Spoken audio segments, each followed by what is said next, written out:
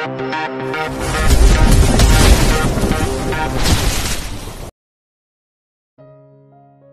81. Air mata seorang istri. Setelah memarkirkan mobilnya, kini Raffin mulai bergegas untuk menghampiri Mila dengan membawa buket bunga untuk sang istri, berharap Mila mau memaafkan dirinya, dan tak mendiamkannya seperti saat ini. Dunianya terasa begitu hampa tanpa sapaan sang istri.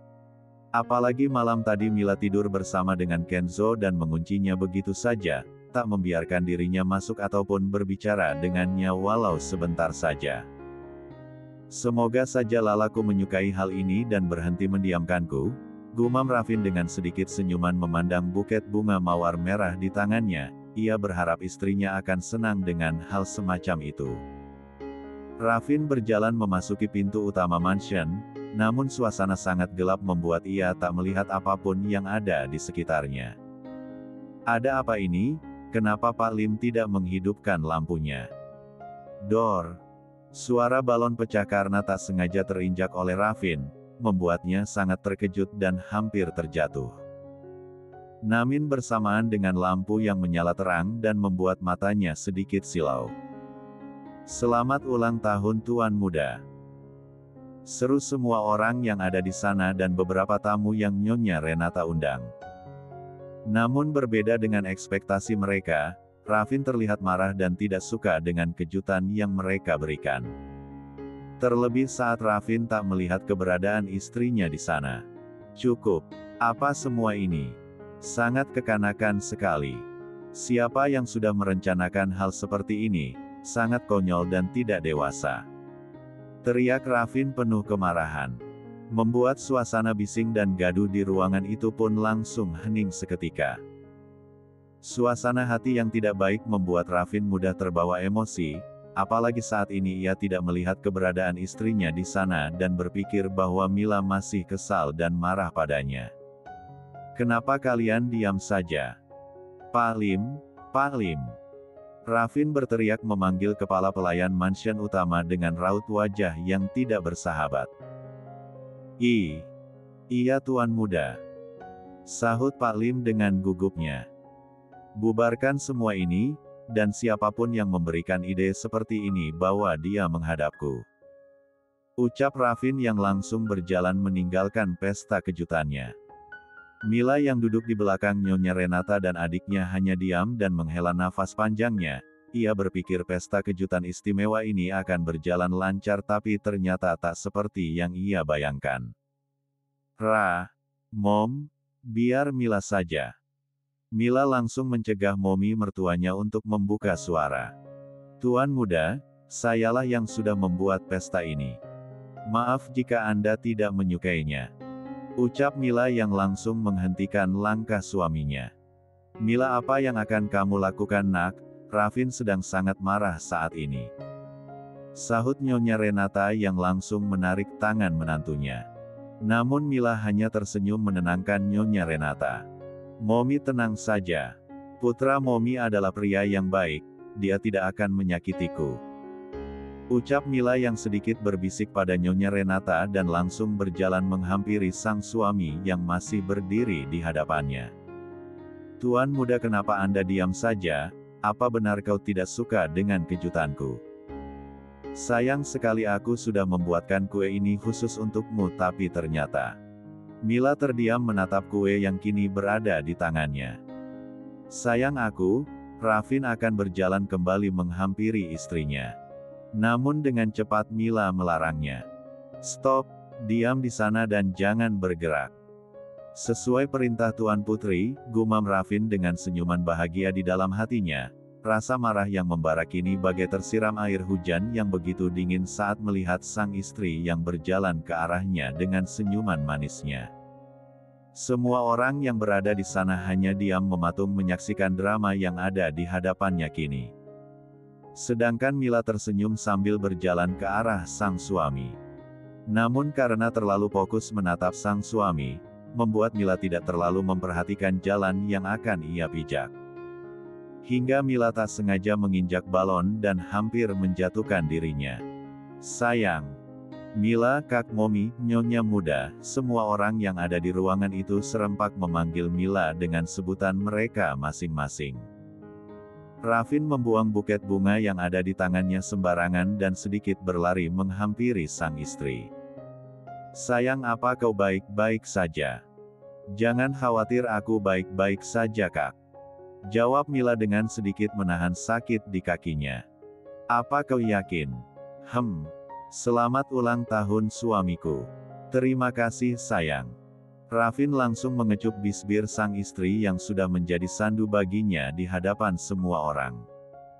"Mereka mengotori mata suciku," gumam Mia dan langsung menutupi mata Kenzo dengan tangannya.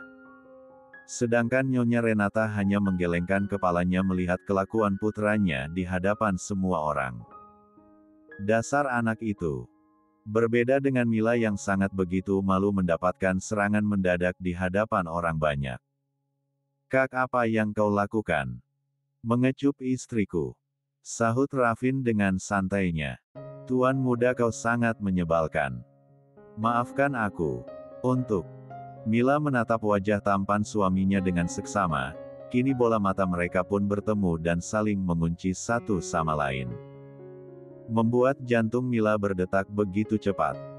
Mila menetralkan detak jantungnya dan mengusap wajahnya karena merasa sangat gugup. "Sayang, apa kau baik-baik saja?" "Aku baik-baik saja, Kak. Terima kasih dengan pesta kejutan malam ini," ucap Rafin dengan sangat tulus. "Hanya itu saja. Tidak ingin yang lain." "Tentu saja. Ayo." Rafin langsung menggendong istrinya ala bridal style dan bersiap untuk bekerja lembur malam ini. Namun langkahnya terhenti saat seseorang menghalangi jalannya. "Turunkan Momi sekarang juga," pekik Kenzo dengan mata menatap tajam ke arah sang dedi. Sedangkan Rafin mendengus kesal melihat makhluk kecil yang selalu mengganggu kemesraannya dengan sang istri. Dengan sedikit tak rela Rafin pun menurunkan Mila secara perlahan. "Selamat ulang tahun Rafin, Momi selalu berdoa yang terbaik untukmu," ucap Nyonya Renata dengan penuh ketulusan. Begitu juga dengan Mia dan para tamu undangan yang ada di sana, mengucapkan selamat padanya. Pesta ulang tahun Ravindra Adiaksa pun kembali dilanjutkan, suara pun kembali meriah. Kado ulang tahun pun kini sudah berjejer rapi di meja, namun Rafin tak peduli dengan hal itu karena saat ini ia tengah mencari keberadaan sang istri yang tiba-tiba menghilang dari pandangannya.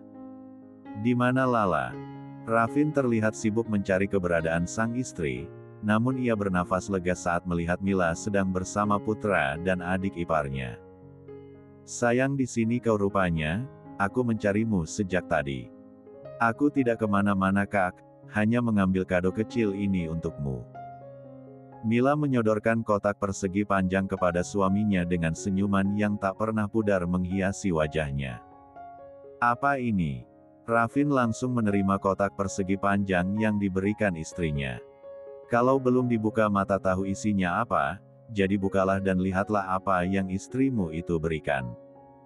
"Aku juga ingin tahu apa yang kakak berikan untukmu kakak ipar," seru Mia dengan hebohnya. "Ayo buka Dat," seru Kenzo yang tak kalah hebohnya. Rafin menatap istrinya tanda meminta persetujuan, sedangkan Mila hanya menganggukkan kepalanya tanda menyetujui permintaan sang suami. Rafin membuka kotak hadiah dari sang istri dengan penuh senyuman, namun ia mengerutkan keningnya saat melihat gulungan kertas yang ditali dengan pita dua warna. Bab 82. Rafin membuka gulungan kertas itu dengan rasa penasaran di dalam hatinya, sedangkan Mila merasa sangat gugup melihatnya. Apakah dia akan senang dengan hal ini atau sebaliknya? Mila meremas gaun yang ia kenakan saat ini untuk mengurangi rasa gugup dan cemas yang tiba-tiba menyelimuti hatinya. Sedangkan Rafin terdiam dan menjatuhkan hasil laporan medis sang istri setelah ia membacanya berulang-ulang kali. Kini ia menatap wajah istrinya tanpa ekspresi membuat Mila semakin gugup dibuatnya. "Sepertinya dia tidak suka dengan hadiah kejutan dariku." Mia menghela nafasnya secara perlahan dan menundukkan kepalanya setelah melihat sang suami menatapnya aneh. Namun tubuhnya terasa melayang dan berputar bersamaan dengan suara sang suami dan tepukan tangan dari para tamu. Aku akan menjadi Dedi kembali, Kens, kau akan menjadi seorang kakak. Teriak Ravin dengan penuh kebahagiaan. Nyonya muda, selamat atas kehamilan Anda. Ucap salah satu tamu undangan Nyonya Renata. Terima kasih. Terima kasih sayang, kau memberikan kado kejutan terindah di hari ulang tahunku. Aku sangat mencintaimu. Ravin memeluk Mila dengan sangat erat, mencurahkan rasa bahagianya pada sang istri. Begitu juga Nyonya Renata yang bergantian memeluk Mila untuk mengucapkan selamat pada menantu favoritnya. Selamat ya nak, dan terima kasih kau sudah hadir di tengah-tengah keluarga kami yang dingin ini. Setelah kau datang, keluarga kami selalu mendapatkan keberuntungan dan kebahagiaan yang tak terkira. Mansion ini terasa hidup kembali, kau adalah menantu pembawa kebahagiaan dan keberuntungan bagi kami. Terima kasih. Nyonya Renata merasa sangat bersyukur dengan hal ini. Terima kasih Mom. Mommy dan keluarga ini sudah menerima diriku apa adanya. Mila merasa sangat terharu dengan perkataan Nyonya Renata yang mengatakan dirinya membawa keberuntungan di dalam keluarga itu. Ini sangat berbeda. Mommy Renata sangat baik dan menerima semua kekuranganku. Ia bahkan mengatakan aku membawa keberuntungan. Hari ini aku sangat percaya pada keluarga Adiaksa bahwa mereka tulus menerima aku apa adanya, dan janjiku hari ini dan seterusnya, aku akan mencintai dan menyayangi keluarga ini sepenuhnya tanpa ada keraguan lagi di hatiku. Setelah 11 tahun pernikahanku bersama dengan Mas Hendra berakhir, kini aku mendapatkan pengganti yang lebih baik dari mereka. Yang bisa menyayangi dan mencintaiku setulus hati, tanpa melihat siapa aku dan bagaimana diriku di masa lalu. Mila menangis namun ia tersenyum menatap satu persatu mereka yang ada di sana. Kak, Mia menatap sang kakak dengan sangat intens. Mia, ternyata kakak bisa menjadi seorang ibu. Ucap Mila dengan penuh semangat memeluk sang adik.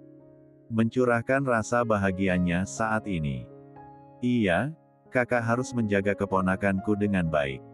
Agar aku tidak merasa kesepian lagi, dan satu lagi harus ada yang membantuku mengalahkan permainan caturku bersama dengan Kenzo. Seru Mia yang langsung menatap Kenzo dengan senyuman smirknya.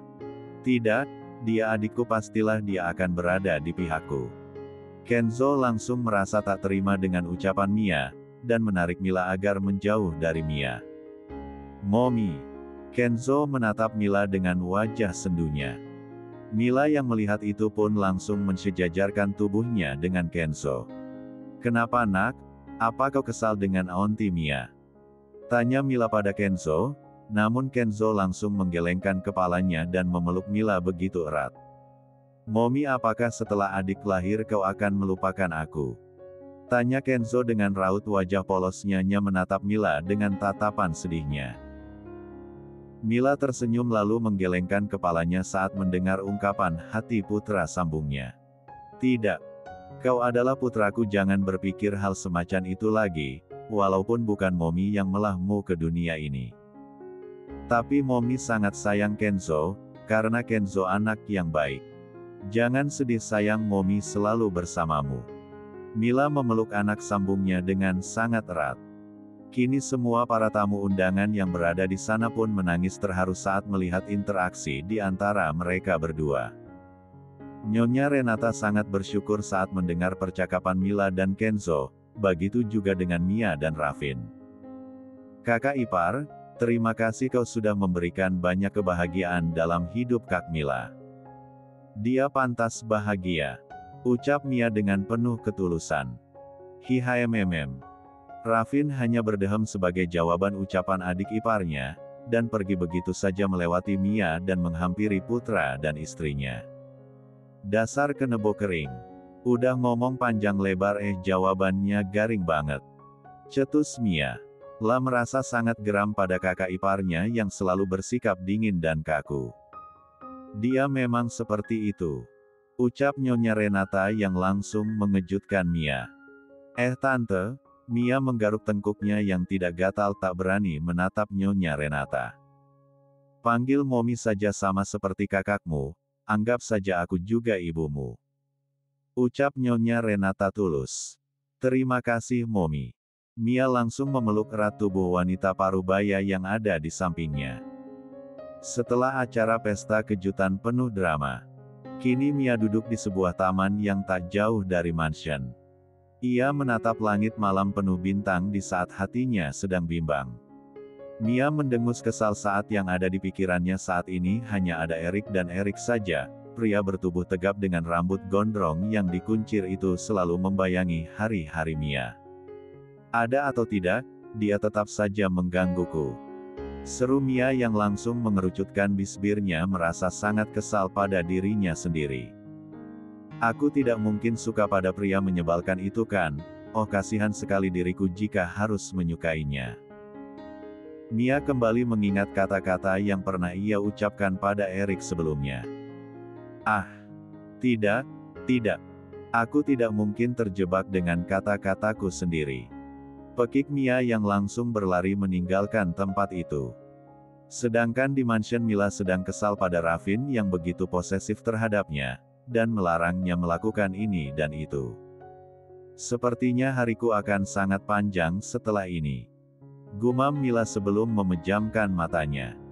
Malam berlalu pagi pun menyapa, matahari bersinar menerangi celah jendela tak membangunkan seseorang dari mimpi indahnya saat ini. Anak gadis jam segini masih tidur, Mia bangun deh ini sudah siang gak malu sama ayam. Pekik Mila yang langsung membangunkan Mia dari tidur nyenyaknya. Ya ampun kak, ini masih sangat pagi tunggu 5 menit lagi. Ucap Mia yang langsung kembali menyelimuti seluruh tubuhnya dengan selimut. Mia ini sudah jam 10 pagi, apakah kau akan terus tidur seharian penuh? Ayo cepatlah. Mana berkas yang harus kakak tanda tangani, kakak tidak punya banyak waktu lagi. Mila sangat merasa kesal, karena setelah Ravin mendengar kabar kehamilannya ia sangat begitu posesif dan membatasi Mila dalam segala hal. Karena Ravin tak ingin jika Mila merasa kelelahan mengingat ini adalah kehamilan pertamanya dan kondisi Mila yang lemah karena sering mengalami morning sickness. Cepat bangun, kakak tunggu di bawah. Mia menjawab deheman saja tanpa membuka matanya yang masih ingin terpejam. Tanpa sadar ia pun kembali tertidur dan melupakan ucapan sang kakak. 15 menit kemudian. Kau akan tetap tidur dan membuat kakakmu menunggu atau aku akan mencari cara lain untuk membangunkanmu.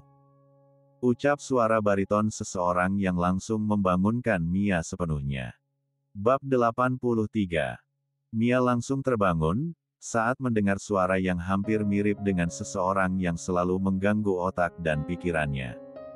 Erik. Pekiknya terkejut. Namun Mia langsung berdecih saat melihat orang yang ada di hadapannya saat ini. Aku Juna, bukan Erik. Cepat temui nyonya muda sekarang atau aku akan menyeretmu dengan paksa. Mia memutar bola matanya malas saat mendengar ucapan Juna yang begitu terlalu memaksa baginya. Memang semua pria di dunia ini sama saja. Menyebalkan.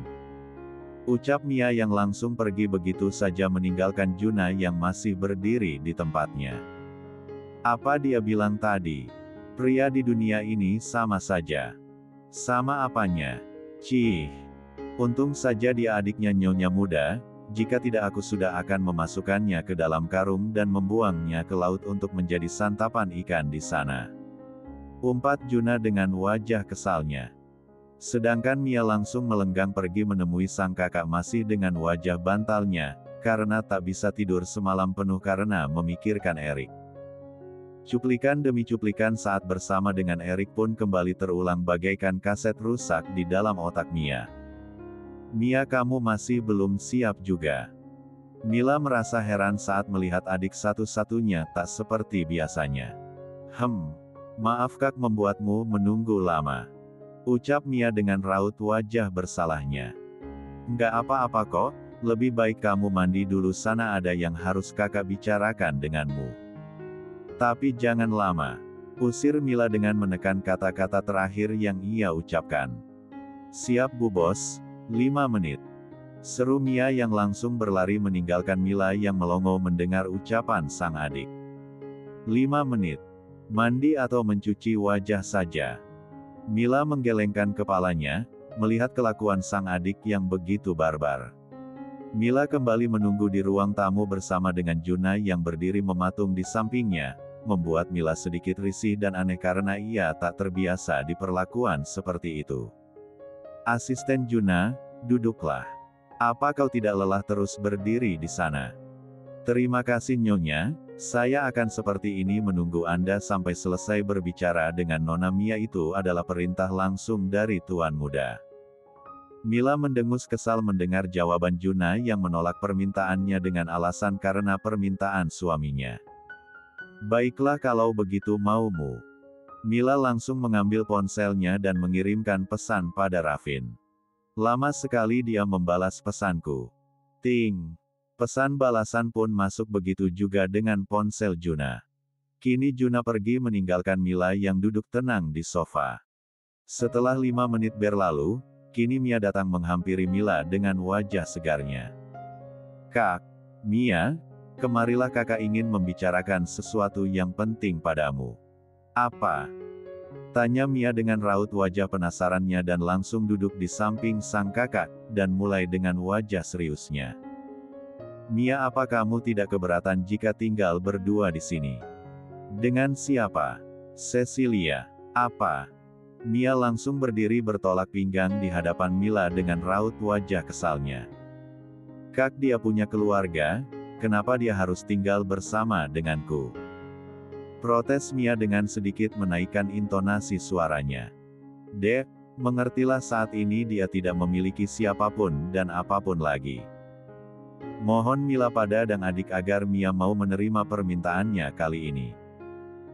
Kak, apa kau itu bodoh? Dia adalah putri ketiga pengkhianat itu. Suruh saja dia ikut kakaknya dan jangan libatkan aku dalam hal ini. Tolak Mia dengan sarkas. Lata menyadari bahwa sejak tadi seseorang sedang menatapnya dengan tatapan marah, karena Mia terlihat bersikap arogan dan kasar pada Mila. Mia, turunkan suaramu saat berbicara dengan istriku. Bentak Ravin yang langsung membuat Mila dan Mia terkejut, dan menatap ke arah sumber suara. Kak Ravin, kenapa dia ada di sini? Bukankah dia ada pertemuan penting? Gumam Mila lirih. Apa begitu caramu menghormati orang yang lebih tua darimu? Mia, kau bisa hidup seperti ini karena kakakmu. Apa kau tidak bisa berkata ya untuk menuruti keinginannya? Dia hanya memintamu tinggal bersama, bukan hal yang buruk, bukan? Ucap Ravin masih dengan nada tingginya. Kak, sudahlah, jangan paksa Mia. Sahut Mila yang langsung berdiri menghampiri suaminya. Sedangkan Mia merasa sangat sakit hati dengan ucapan kakak iparnya yang begitu tajam dan tak memikirkan perasaannya saat ini. Biarkan saja, agar dia bisa menghormati setiap keputusanmu di masa depan nanti. Ucap Ravin yang langsung membawa Mila pergi meninggalkan tempat itu. Beginikah rasanya diasingkan? Mia menangis sesenggukan menatap punggung kakak dan kakak iparnya menghilang di balik pintu. Kini tubuhnya merasa lemas dan tak bertenaga. Mia duduk di lantai menangis menyembunyikan wajahnya. Tidak apa-apa jika kau tak ingin tinggal bersama denganku, aku akan mencari tempat lain saja. Ucap seseorang yang langsung mengejutkan Mia. Kini Mia mengangkat wajahnya melihat seorang gadis berumur 18 tahun berdiri di hadapannya. Apa kau puas dengan semua drama ini? Jika kau ingin tinggal di sini maka silahkan saja, tapi jangan harap aku sudi satu atap dengan anak seorang pengkhianat sepertimu. Seru Mia yang langsung berdiri dan meninggalkan Cecilia yang masih berdiri di tempatnya. Terima kasih Kak. Cecilia tersenyum penuh kemenangan menatap Mia yang berlalu pergi meninggalkan dirinya. Ternyata membujuk Tuan Ravin dan Nyonya Mila lebih mudah dibandingkan membujuk seorang Mia. Flashback on. Cecilia datang ke mansion utama untuk bertemu dengan Mila untuk membujuknya memberikan sebuah tempat tinggal yang layak, karena ia tak sudi jika hidupnya yang terbiasa bergelimang harta kini terlunta-lunta di jalanan. Saya mohon Nyonya, kasihanilah saya, karena setelah papa dan mama pergi saya tidak punya apapun dan siapapun lagi di dunia ini. Mohon Cecilia yang bersimpuh di kaki Mila. Apa yang kamu lakukan? Berdirilah, jangan seperti ini. Baiklah, aku akan membantumu untuk mencari tempat tinggal sementara. Sekarang ikutlah denganku, ajak Mila. Nyonya, apa yang? Juna ingin protes tapi dengan cepat Mila menggelengkan kepalanya dan menyuruh Juna untuk tetap diam. Setelah beberapa menit berkendara, mobil yang dikendarai Juna pun sampai di rumah toko milik adiknya. Semoga saja Mia mau membantu gadis malang ini. Gumam Mila dan menatap prihatin pada gadis kecil di hadapannya. Kamu tunggu di sini sebentar, jika nanti saatnya tiba aku baru akan memanggil kamu untuk masuk ke dalam. Baik Nyonya. Cecilia menatap sinis pada Mila yang kini masuk ke dalam rumah toko adiknya. Yang pertama aku harus menciptakan perpecahan di antara adik kakak itu, setelah itu barulah aku memikirkan rencana lain. Ucap Cecilia lirih. 1 jam kemudian. Kini Cecilia merasa sangat kesal, ia merasa sangat lelah berdiri dan menunggu di luar rumah itu bagaikan pengemis saja. Awalnya ia ingin menanyakan sesuatu pada Juna yang keluar dari rumah tersebut. Namun Juna pergi begitu saja tanpa melihat ke arahnya. Sombong sekali dia, ketus Cecilia. Setelah beberapa menit berlalu namun Cecilia masih berdiri di luar rumah toko milik Mia. Apa mereka sengaja menjadikan aku patung di sini? Kesal Cecilia yang menghentakkan kakinya. Namun detik berikutnya ia mendengar suara keributan dari dalam ruangan itu bersamaan dengan Raffin yang keluar dari dalam mobilnya. Ini adalah kesempatan emas bagiku. Tuan Raffin, tolonglah Nyonya Mila di dalam, adiknya sedang berbuat kasar padanya sejak tadi. Ucap Cecilia yang langsung membuat raut wajah tenang Raffin menjadi murka.